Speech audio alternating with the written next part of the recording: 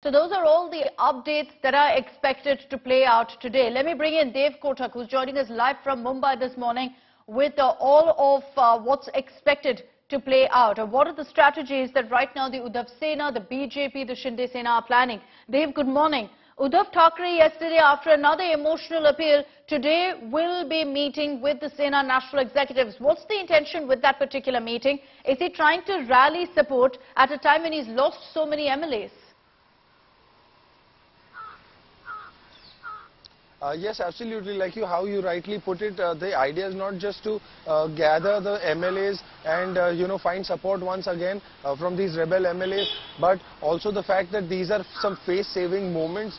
At the last minute, they're going to try and swing whatever is possible in their favor and save their MVA government from toppling down. But also he said that the BJP is highly invested in finishing off the Shivsena at all costs. This is what Uddhav Thackeray said in an emotional appeal through a video message yesterday. Also his son Aaditya Thackeray, who is believed to be the environment minister, the tourism minister and also the guardian minister from the Worli constituency, he is going to be holding a rally later this evening post 6:30 p.m. in a massive show of strength and display of support through fellow Shiv Senics for their young leader. The meeting is going to be held at the Birla Matoshri Auditorium in Marine Lines area of South Mumbai. Also, the majority of the people that are believed to be attending the meeting today evening is going to be from South Mumbai because, like I mentioned, that he hails from the Worli constituency. So that is where he has also found maximum support given the kind of efforts that he has taken to develop that area. Also one more thing, Ramdas Athavale later during the day today is going to be meeting the former Chief Minister Mr. Devendra Fadnavis. Ramdas Athavale's Republican Party of India was also formerly a coalition partner at a time when Devendra Fadnavis was the Chief Minister of Maharashtra. But however, Uddhav Thackeray and his son are doing everything possible that they can to try and mobilize support and ensure that the government is somewhere stopped and they can arrest this toppling down of their government. Also what they believe that the BJP is playing very in a foul manner and is using every dirty tactic in the textbook to try and throw them out of power. Right. So these are the kind of updates that we have for now, but of course later during the day we will be bringing more to you, Akshita. Dave, just stay on with me because one of the big updates that's come in, which will be deemed as a win of sorts for Uddhav Thackeray, is the fact that the Deputy Speaker of Maharashtra has accepted the plea of the Uddhav Sena and is set to summon the rebel MLAs. The Deputy Speaker will serve notices to all 16 rebel MLAs today, is what sources have told us. These rebels will be given an opportunity to put out their version of events, but they will have to submit the same by 5 p.m. tomorrow, by 5 p.m. on June 26th. Now, according to sources, MLAs will be asked to also be present physically in the Maharashtra Legislative Assembly. These MLAs, as per the 10th schedule, can be disqualified if they give up membership of the party or join another party. Similarly, if they vote or abstain from voting in contradiction to the party, they can face disqualification. The exception to that rule is if 2/3 of the party decides to rebel. And that's clearly what's happened here with Eknath Shinde.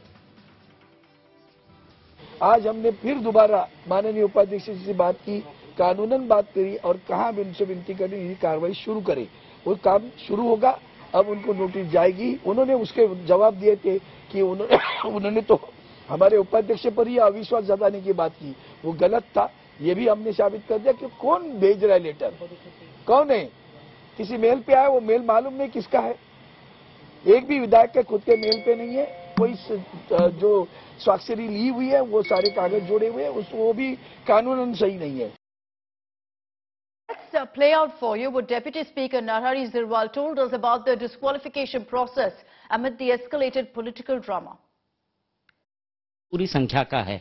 अब संख्या क्योंकि एकनाथ शिंदे के पास है और महाराष्ट्र में उद्धव ठाकरे के साथ अब लगभग 10 से 12 ही एमएलएस बचे हैं, तो जिसकी संख्या ज्यादा है वही ग्रुप लीडर होगा, उसी का विप होगा या जो पार्टी प्रेसिडेंट कहेंगे उनका होगा। नहीं, अभी तक तो कानून में तो पार्टी लीडर का ही है, बाद में देखूंगा क्या है वो। कितना समय लग सकता है? आप किससे बातचीत कर रहे हैं इसके बारे में समझने के लिए? कुछ नहीं, ये जो कानून का जो किताब है उसके ऊपर सब कुछ दिया है ना, उसमें से देखता हूं मैं। अब हमारे सूत्र तो ये भी बता रहे हैं कि क्योंकि पर्याप्त संख्या एकनाथ शिंदे के पास हो गई है और इतने सारे एमएलएज है जो 37 से भी ज्यादा है, अब 2/3 मेजोरिटी से ज्यादा होने के बाद वो और एक लेटर भेज सकते हैं आपको। भेजेंगे तो देखेंगे ना, मैं क्या लिखता है, कैसा डिसीजन क्या लेना है वो मैं खुद देखूंगा। तो फिलहाल हम क्या समझे, शिवसेना एक पार्टी के तौर पर अस्तित्व में विधिमंडल में है या नहीं है? अभी तो शिवसेना है ना, बाद में देखूंगा क्या होगा वो। So the Deputy Speaker, in the absence of a Speaker in Maharashtra, has all the powers now to decide on the disqualification of these MLAs. He'll act as per the 10th schedule. And we're going to explain to you exactly what that states with regards to disqualification. Does Eknath Shinde now face being disqualified along with all the other rebel MLAs whose names Uddhav Thackeray has mentioned in that particular list? Let's explain to you what the 10th schedule exactly says. On what grounds can an MLA be disqualified? Number one, if an MLA gives up membership of the party voluntarily or joins another party, then he or she can be disqualified. Similarly, if they choose to vote or abstain from voting also in contradiction to the party stand and in contradiction to the whip issued by the party, they can face disqualification. Now, the exception to this rule is that if 2/3 of the party decides to switch, like in the case of Eknath Shinde, they could save themselves from disqualification. That's why we kept saying that Eknath Shinde needed the number of 37. He's reached it. So he's effectively got 2/3 of the party's strength in the House with him, in which case he saves himself from disqualification, which is why it's interesting to see what the Deputy Speaker will do next. Let me take this back across to Dev Kotak for the updates on this. Dev, this is a very complicated scenario. According to the 10th schedule, the only exception is if 2/3 of the party's strength goes and rebels, decides to switch, which is what's happened with Eknath Shinde. But the Deputy Speaker choosing, we're being told to issue a notice to these rebel MLAs, 16 of them, including Eknath Shinde. Now, one of the questions that keeps coming up here is that Eknath Shinde claims he has a support of 37 plus Shivsena MLAs. Why is it that only 16 have been named by the Uddhav Sena? The 16 rebel MLAs who are being spoken about and are in question right now, they are believed to be from Eknath Shinde's camp, and they're currently based in Guwahati.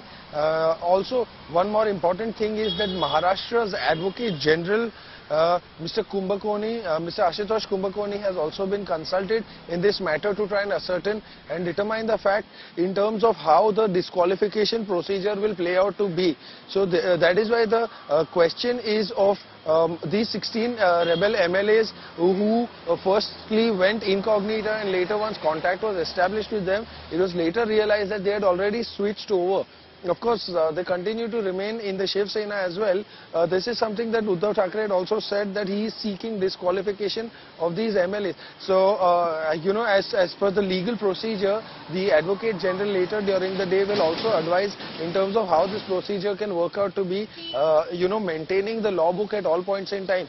And Ramdas Athavale, once he comes to Mr. Devendra Fadnavis's bungalow at Nepensi Road, we will also try and speak to him and understand in terms of how he brings support to the table and what kind of support he brings, more importantly, and also how big a role will he himself be playing in the new government's formation, if that at all happens in the first place, unless the MVA government remains, which at this point in time seems very unlikely given the kind of numbers that are not favoring them at all. So, these are the kind of points that we need to keep in mind and consider, before we move ahead in terms of any kind of discussions with the disqualification or the formation of the new government that's concerned.